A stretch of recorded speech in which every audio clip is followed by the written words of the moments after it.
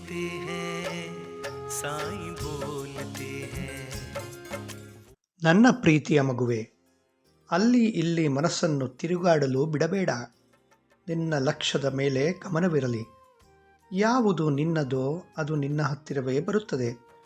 ನಾನು ಬರೀ ನಿನ್ನ ಕೆಲಸದಲ್ಲಿ ಮಾತ್ರವಲ್ಲದೆ ನಿನ್ನ ಪರಿವಾರದಲ್ಲೂ ಮತ್ತು ಪ್ರತಿಯೊಂದು ಸಂಬಂಧದಲ್ಲೂ ನಿನ್ನನ್ನು ಉಚ್ಚ ಸ್ಥಾನದಲ್ಲಿ ಇರಿಸುತ್ತೇನೆ. ಶ್ರದ್ಧೆ ಮತ್ತು ತಾಳ್ಮೆ ಇರಲಿ.